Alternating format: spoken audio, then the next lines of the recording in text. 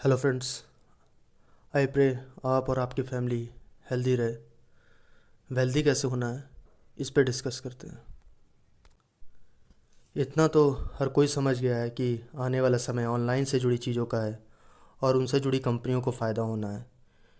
इसमें कोई शक नहीं है कि कई सारे मल्टीबैगर्स ऑनलाइन सेक्टर से निकलेंगे। बात करें अगर मल्टीबैगर्स की, तो मल्टीबैगर शेयर्स वो होते हैं जो कई मल्टीपल्स में रिटर्न्स देते हैं। और अगर बात की जाए पास्ट में जो मल्टीबैगर्स बने हैं, तो उसमें कुछ कॉमन फैक्टर्स हैं। जैसे उनके बिजनेस की डिमांड बढ़ती गई और उन्होंने फ्यूचरिस्टिक अप्रोच रखा, जिससे उनकी बिजनेस को प्रॉफिट हुआ। और बिजनेस को प्रॉफिट होता है तो डेफिनेटली उनके शेयर प्राइस भी ग्रो करेंगे। तो जिनका लॉन्ग टर्म का व्यू था उन्होंने अच्छा पैसा बनाया है। तो नज़र डालते हैं एक ऐसी ही कंपनी में जो आने वाले समय में मल्टीबैगर बन सकती है। जैसा कि हम डिस्कस भी कर रहे थे कि ऑनलाइन रिलेटेड कंपनीज़ का काफ़ी फ्यूचर है। और ऐसी ही ऑनलाइन में अगर बात की जाए तो ऑनलाइन गेमिंग, आज ऑनलाइन गेमिंग का इंडिया में काफ़ी क्रेज़ बढ़ चुका है।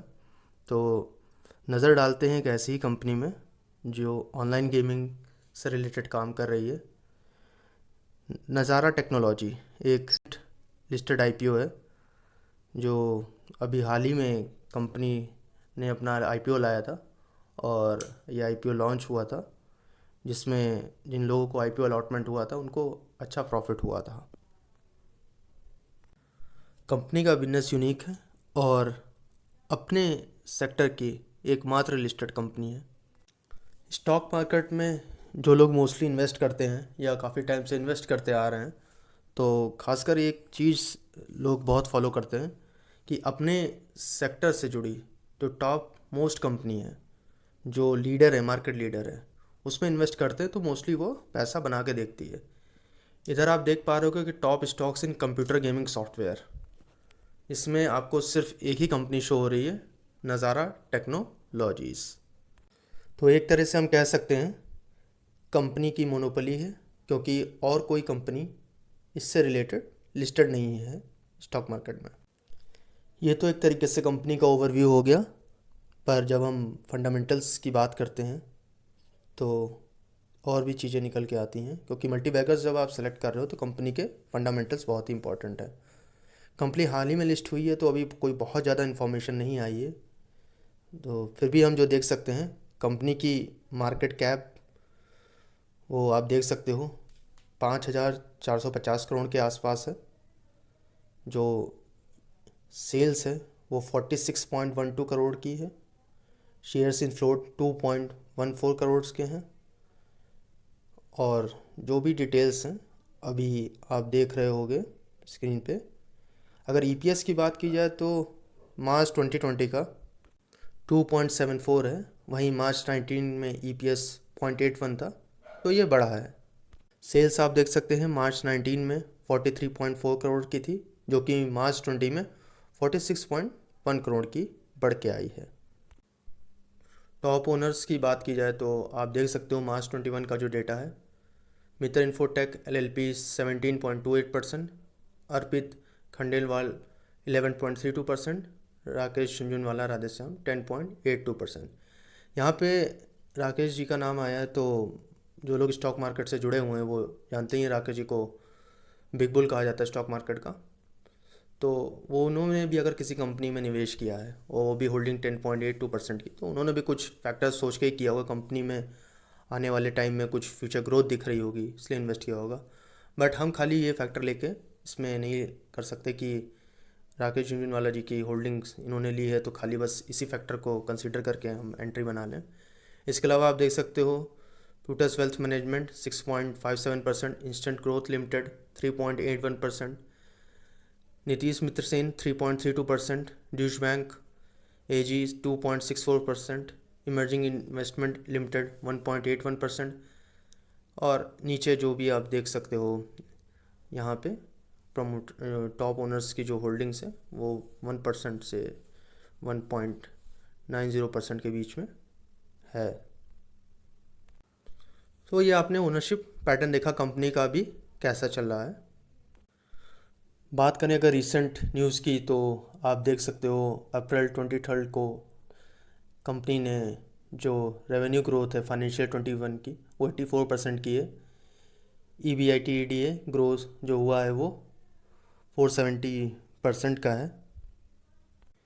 ई स्पोर्ट बिजनेस जो है वो ऑलमोस्ट डबल हो गया है, इनफैक्ट ऑलमोस्ट क्या मोर देन डबल हुआ है फाइनेंशियल ईयर 21 में। अगर आप देखोगे तो 170 करोड़ का, अगर कंपेयर करते हैं फाइनेंशियल ईयर 20 की तो 84.2 करोड़ का था। हालांकि इस न्यूज़ पे कई लोग का ये भी कहना है कि रिज़ल्ट तो अभी कंपनी के अनाउंस नहीं हुए हैं, तो उससे पहले ही कंपनी ने ये डिटेल्स कैसे दे दी, वो एक अलग इशू है, तो उस पर हम नहीं जानते हैं। ये तो हमने डिस्कस कर लिया कि कंपनी ऑनलाइन गेमिंग करती है। तो कंपनी के ऑफिशियल वेबसाइट पे हम देखते हैं नज़ारा का पोर्टफोलियो, जिसमें आप देख सकते हो ये सारी जो भी आप देख रहे हो अपने स्क्रीन पे, किडोपिया हो गया आपका, नोडिन गेमिंग हो गया, world cricket championship 3, carrom clash, sports कीड़ा, हेला प्ले, कुनामी, इस तरह से करके काफ़ी सारे जो गेम्स हैं आर्ट इनफैक्ट आप देख सकते हो कंपनी ने वो एक्वायर किए हैं। कंपनी की एक खास बात यह है कि कंपनी को जो भी बिजनेसेस अच्छे लगते हैं वो अपने आप उनको ऐड ऑन करती चलती है अपने बिजनेस में। जैसे कि अगर कुछ लोग यहाँ पे आप लोगों में से अगर स्पोर्ट्स को फॉलो करते होंगे तो देख, स्पोर्ट्स कीड़ा का आपने नाम सुना होगा। ये ई स्पोर्ट्स से रिलेटेड आर्टिकल्स प्रोड्यूस करती है, लिखती है। आपका क्रिकेट हो गया, रेसलिंग हो गया, उन सब से आपका इस पे आर्टिकल्स आते हैं। सब्सिडरीज़ की बात की जाए तो देख सकते हैं paper boat apps private limited है, नोडविन गेमिंग हो गया, स्पोर्ट्स कीड़ा हो गया आपका, नेक्स्ट वेक मल्टीमीडिया प्राइवेट लिमिटेड, ला प्ले हो गया आपका, sport unity, crime zone code technologies private limited, नज़ारा टेक्नोलॉजी दुबई, नज़ारा पीटी लिमिटेड सिंगापुर, नज़ारा टेक्नोलॉजी मॉरिशस। बात की जाए अगर टेक्निकल्स की, तो जैसा कि मैंने आपको बताया कंपनी अभी रिसेंटली लिस्टेड हुई है। तो जो लास्ट प्राइस क्लोजिंग आई है वो आई है 1790 रुपये के आसपास की।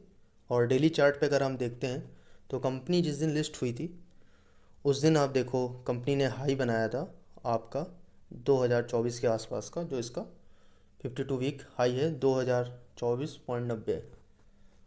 उसके बाद कंपनी जिस दिन लॉन्च हुई थी उसके बाद आप देख सकते हो कंपनी अगले दिन लो बनाया था 1450 का। उसके बाद एक पर्टिकुलर रेंज में ट्रेड कर रही थी 1450 से लेकर 16 तक, तो इसका रेजिस्टेंस आ रहा था 1640 का। उसको तोड़ने के बाद कंपनी ने 1880 के आसपास के लेवल्स दिखाए हैं। तो अभी जो कंपनी ट्रेड कर रहा है कंपनी का शेयर, वो आप देख सकते हो 1650 से लेके 1900 के बीच में, ये आप कह सकते हैं। चार्ट अगर आप देखोगे तो बेस्ट बाइंग रेंज जो आ रही है तो वो तो 1600 रुपये के आसपास की है ट्रेडर्स के लिए, और रेजिस्टेंस जो फेस कर रहा है वो 1900 रुपये के आसपास का। बट अगर आप एक लॉन्ग टर्म इन्वेस्टर हो तो आप इसको as a form of SIP भी इसको बाय करना स्टार्ट कर सकते हो, या अगर आप बिल्कुल रिस्क नहीं लेना चाहते हैं तो आपको वो 1600 या 1500 1400 के आसपास के लेवल का वेट करना पड़ेगा, जो कि पता नहीं आएंगे कि नहीं आएंगे। But share market you never know, कभी कुछ भी हो सकता है। बट ये है लॉन्ग टर्म के लिए शेयर काफ़ी अच्छा है, और खासकर इस चीज़ पे और डिपेंड करेगा तो कंपनी के अभी कोई क्वार्टरली रिजल्ट या कंपनी ने कुछ अभी रिजल्ट ऐसे अनाउंस नहीं किए हैं। मोस्ट प्रोबेबली इस मंथ या नेक्स्ट मंथ तक कंपनी के रिजल्ट आने की उम्मीद है, और अगर रिजल्ट अच्छे आते हैं तो नो डाउट कंपनी का शेयर अच्छा परफॉर्म करेगा। बट ये है बिजनेस मॉडल यूनिक है कंपनी का, कोई अभी कॉम्पिटिटर अभी स्टॉक मार्केट में लिस्ट नहीं है, तो उस चीज़ का भी कंपनी को फ़ायदा मिलेगा। हो सकता है कंपनी डिविडेंड भी अनाउंस करे।